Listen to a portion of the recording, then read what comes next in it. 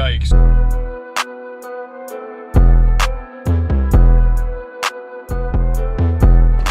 So this is what my Saturday morning is consisting of right now. So I'm taking my coilovers. Obviously, you guys noticed from the video, I had one of my coilovers, the dampening and everything was like vertical basically. And then if you look at this one, this one's in properly, it's horizontal. So I was kind of in a rush and I was doing it and, you know, I wasn't really paying attention to that. So we're fixing this today. And I just took this is for 8th gen. I took the top nut off of my coilovers. One side so far on the max speeding rods. So you got this top nut right here. And right now these things are making noise. You guys heard in that clip earlier. So everybody recommends greasing these things. And I'm just gonna do that for starters before I throw these things away and just, you know, knock them and stuff. So basically what I did was I went on to, you know, online and I typed in, you know, max speeding rods making noise, and a lot of people are having issues with this. So this is for an 8th gen SI, but a lot of models are having issues. So basically this is your upper pillow ball bearing, and then you have your lower pillow ball bearing right here. So it wants you to grease. There's a diagram. You have bottom pillow ball bearing, we have our top one, and then the middle assembly right here. So basically this whole thing rotates when it's in the car. So what we're gonna do is we're gonna grease this. I'm gonna grease everything, guys. I'm gonna grease inside here, I'm gonna grease the bearings and on the outside of that area. And then I believe this is the I'm not sure exactly what this is called on top here, but they want you to grease this as well.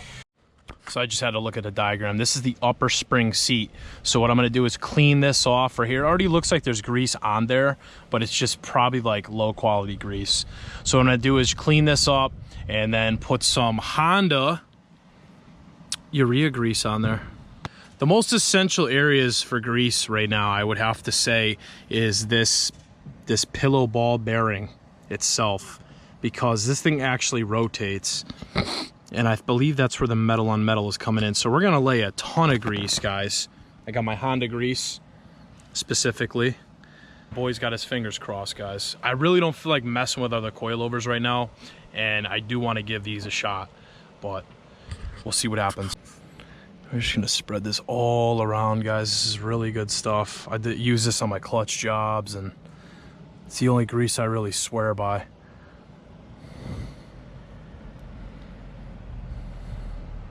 I just literally applied all grease right around that channel where that pillow bushing is. That's the bottom bushing right here. And then I put it all in the middle there. And now what I'm gonna do is flip it over, and I'm gonna put the top pillow ball bearing in there, put some grease around that, and put everything back together and see how it works, guys.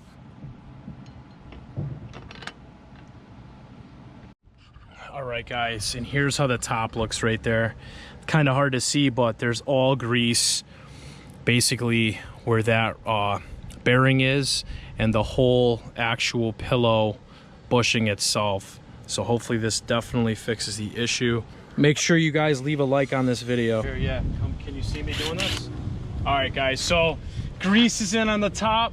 I got grease on the bottom here. What I'm gonna do is just get it as tight as I can.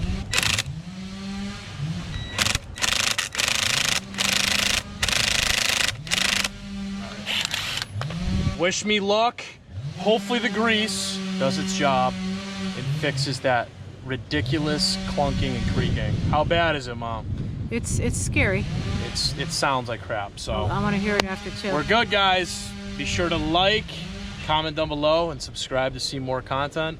And cross your damn fingers with me that this fixes the issue. It stopped. See you guys in the next one. Oh. I'm kind of heated right now.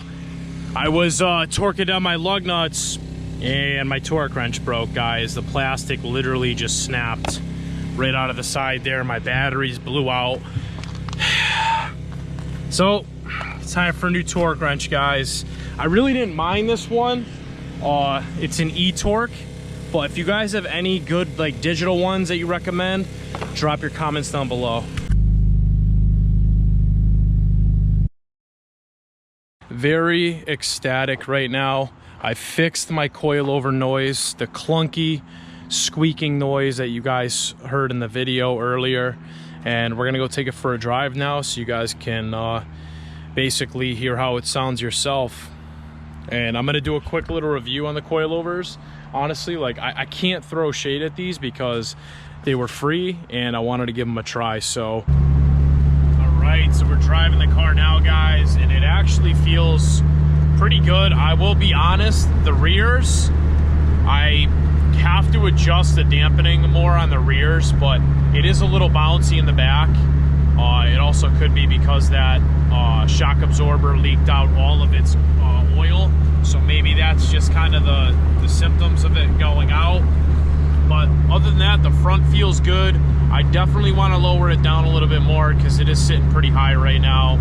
It's almost about the HFP height as I had before. You guys can see when I turn my wheel, all that grease that I put on the front struts basically solved the issue. So I mean, the car feels pretty good. I haven't really been over any, well, that was kind of a bumpy road, but it really feels, the difference between this and my last suspension, I had sport suspension, so I only had springs basically and OEM struts and shock absorbers, but this is a little bit more bouncier. But honestly, like I thought it was going to be way more of a harsher ride, especially for a cheaper coilover. I mean, these coilovers cost, I think, like $350. I'm just going to run them and see what happens. Also, right now I am on a damper. I have like 17 clicks, so I still have another few more clicks to go before I'm maxed out at 24. So me maxing them out, the dampening out all the way to 24 might actually help with the ride quality some as well. So that's something else some of you guys recommended. Another thing I noticed too, braking is definitely better. It's more precise than it was before. And there is more engine noise and slightly more vibrations with the coilovers because it's a stiffer, there's a stiffer top hat assembly on the fronts mainly. But other than that, guys, there's really not many cons. There were some cons when I got started. You guys could see my other video on that, the install video with that. But I'm just gonna run these coils, guys, till they blow out. And I'm working with a sales rep for Godspeed coilovers right now. So if anything happens to these guys, I'll just take them off and I'll buy a nice mid-grade pair of Godspeed coils, guys. I think I could get them for like $500 or $550 right now. So we'll see what happens. Be sure you guys like this video. Drop all your love down below, and I'll see you guys in the next video. Peace out. I can't forget the most important feature of these coils, guys, and that would be the handling.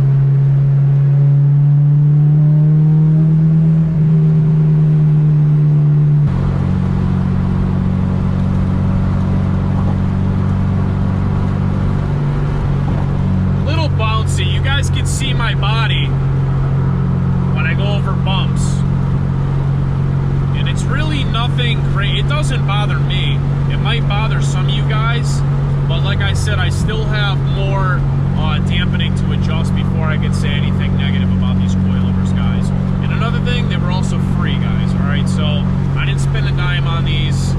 It's kind of like a trial and error. You guys know this build has been literally budget. It is what it is, guys. We're gonna run them and see what happens.